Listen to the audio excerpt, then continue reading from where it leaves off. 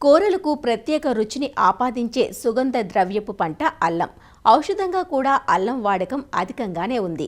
కేరళ, ఒడిశా, మేఘాలయ రాష్ట్రాల్లో విరివిగా పండే అల్లం తెలంగాణ జిల్లాలైన మెదక్, జహీరాబాద్, రంగారెడ్డి జిల్లాల్లోనూ, ఆంధ్రప్రదేశ్లోని విశాఖపట్నం, ఉభయ గోదావరి జిల్లాల్లోనూ సాగు చేస్తున్నారు. పాక్షిక నీడలోనైనా పెరిగే అల్లాన్ని కోస్తాలో దొండపందిర్ల క్రింద, తెలంగాణలో ఆముదం, బొప్పాయి చెట్ల క్రింద సాగు చేయటం కనిపిస్తుంది. గతంలో చదును మళ్లలో సాగు చేయటం వల్ల దుంపకుళ్ళు అధికంగా ఆశించి దిగుబడులను నష్టపోయేవారు. ఇందుకు భిన్నంగా ఈ మధ్యకాలంలో పెరిగిన సాంకేతికతతో రైతులు ఎత్తుమడులు తయారు చేసి డ్రిప్ ఏర్పాటుతో సాగులో ఎకరాకు 15 టన్నుల వరకు అధిక దిగుబడులు సాధిస్తున్నారు. ఏప్రిల్ 2వ వారం నుంచి మే 3వ వారం వరకు అల్లం విత్తుకోవడానికి అనువైన సమయం. మరి అల్లం సాగులో ఆది నుంచి పాటించాల్సిన ఆ యాజమాన్య మెలకువలేమిటో వివరిస్తున్నారు పార్వతీపురం మన్యం జిల్లా రస్తాకుంటబాయి కృషి విజ్ఞాన కేంద్రం ఉద్యాన శాస్త్రవేత్త డాక్టర్ శ్రీనివాసరాజు. ఏజెన్సీ ప్రాంతంలో చాలా అల్లం ఎక్కువగా సాగు చేస్తూ ఉన్నారు. 7 నుంచి 9 నెలలు 10 నెలలు పంట కాబట్టి దీన్ని జనరల్గా ఏప్రిల్ మేలో వేసుకొని ఇప్పుడు డిసెంబర్ జనవరిలో హార్వెస్ట్ చేస్తారు. ముఖ్యంగా మనకి అల్లంలో మన ప్రాంతంలో చూసినట్టే మనకి నాటు అల్లం ఒకటి ఎక్కువగా చేస్తున్నాం. ఆ నాటు అల్లం కన్నా మంచి దిగుబడి వచ్చే అల్లం మనకి ఉంది ఎక్కువగా. అది మహిమ, మారను, వార్దా ఇవన్నీ కూడా మనకి మంచి రకాన్ని దిగుబడి ఇచ్చేవి. సుమారుగా ఏంటంటే మన పాత పద్ధతిలో మన ఏజెన్సీ పని చూస్తే నేను దిగుబడులు చాలా గణనీయంగా చాలా తక్కువగా ఉన్నాయి. వాళ్ళకి ఒక ఎకరాకి ఎలాగొద్దన్న ఒక టన్ను నుంచి 2 టన్నుల కన్నా ఎక్కువ రావడం లేదు. అదే మనకి ఈ మారన్ కానీ మహిమ కానీ తీసుకుంటే దగ్గర 3 నుంచి 4 టన్నులు వస్తాయి. అంటే సుమారు ఒక 2 టన్నులు వాళ్ళ పద్ధతి కన్నా మంచి దిగుబడి వచ్చే రకాలు ఉన్నాయి. అదే మీరు మంచిగా చేస్తే ఒక 7 నుంచి 7 టన్నుల వరకు వచ్చే ఆస్కారం ఉంది.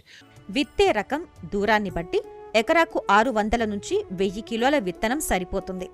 తెగులు సోకని పంట నుంచి సేకరించిన బలమైన విత్తన దుంపల్ని ఎన్నుకోవాలి. మొలక వచ్చిన దుంపలను 2.5 నుంచి 3 సెంటీమీటర్ల పరిమాణంతో సుమారు 25 నుంచి 30 గ్రాముల బరువు ఉండేలా ముక్కలుగా చేసి విత్తనంగా వాడుకోవాలి. విత్తనాన్ని నేరుగా నాటుకోవచ్చు లేదా నారు పెంచి నాటుకోవచ్చు. నారు పెంచి నాటుకోవాలంటే 2 కణుపులు కలిగిన దుంపలను ప్రోట్రేలలో నాటి 30 నుంచి 40 రోజులు పెంచిన నారును ప్రధాన పొలంలో నాటుకోవాలి. నాటే ముందు విత్తన శుద్ధి చేయటానికి లీటర్ నీటికి 3 గ్రాముల మ్యాంకోజెబ్ లేదా 5 గ్రాముల ట్రైకోడెర్మా విరిడితో పాటుగా 5 మిల్లీలీటర్ల మలాథియాన్ కలిపి ఆ ద్రావణంలో దుంపలను అరగంట నానపెట్టి ఆ తర్వాత నీడలో ఆరబెట్టాలి.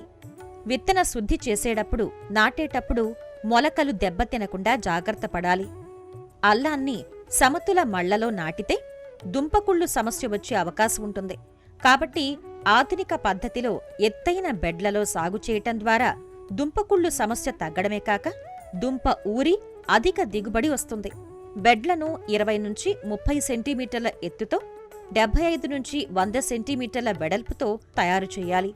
వరుసల మధ్య 30 సెంటీమీటర్లు, వరుసల్లో దుంపల మధ్య 15 సెంటీమీటర్ల దూరం ఉండేలా నాటుకోవాలి. బెడ్లపై డ్రిప్ లాటరల్కు ఇరుప్రక్కల విత్తన దుంపను నాటాలి. నారు నాటేటప్పుడు నేలలో సరిపడా తేమ ఉండాలి. విత్తన దుంపలు నాటేటప్పుడు మొలకెత్తిన భాగాలు పైకి ఉండేలా నాటాలి. నాటిన 2-3 వారాలకు దుంపలు మొలకెత్తుతాయి.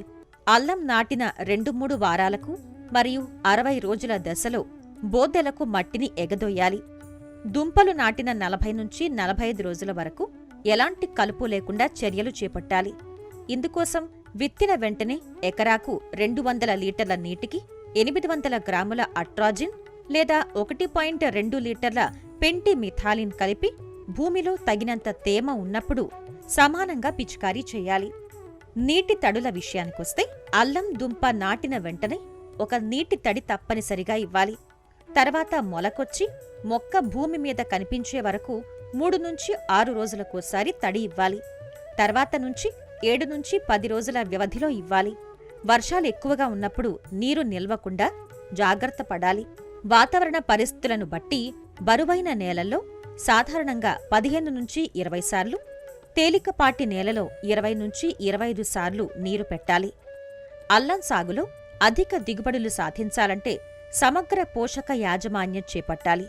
రసాయన ఎరువులు తగ్గించి సేంద్రియ ఎరువుల్ని వాడితే ఫలితాలు బాగుంటాయి.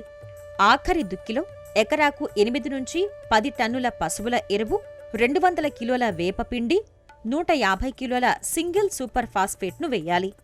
మొదటి దఫాగా దుంపలు నాటిన 40 రోజులకు ఎకరాకు 26 కిలోల యూరియా, 20 కిలోల మ్యూరేట్ ఆఫ్ పొటాష్ను వెయ్యాలి.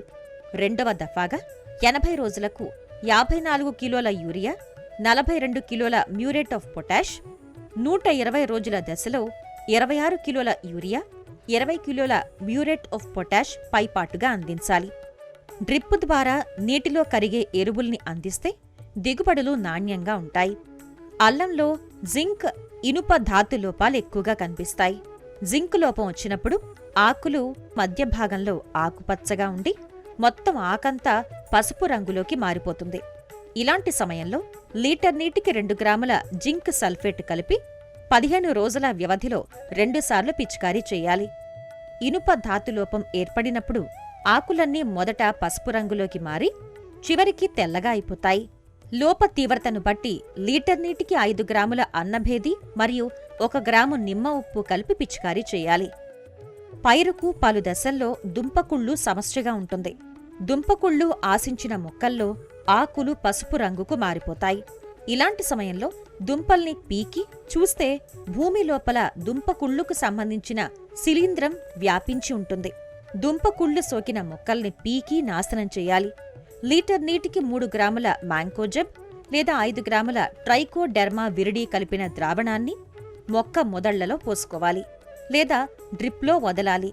అల్లాన్ని వరుసగా 3 సంవత్సరాల పాటు అదే పొలంలో సాగు చేస్తే దుంపకుళ్ళు సోకే అవకాశం ఉంటుంది.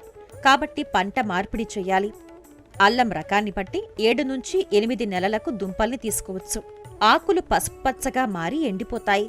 ఈ దశలో అల్లాన్ని త్రవ్వి తీసుకోవాలి.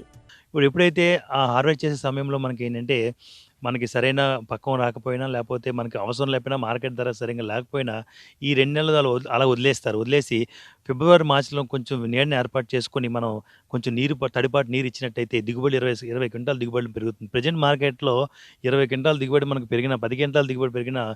100 లెక్కేసుకున్న 1,00,000 నుంచి 2,00,000 అదనపు ఆదాయం రావడానికి అవకాశం ఎక్కువ ఉంది. కాబట్టి ఈ నెలలో వాళ్ళు అది ఎప్పుడైతే తవ్వకుండా ఉంటారో అప్పుడు మనం కొంచెం తేలికపాటి తడి ఇచ్చి మనం ఉంచినట్టయితే దిగుబడి పెరుగుతుంది.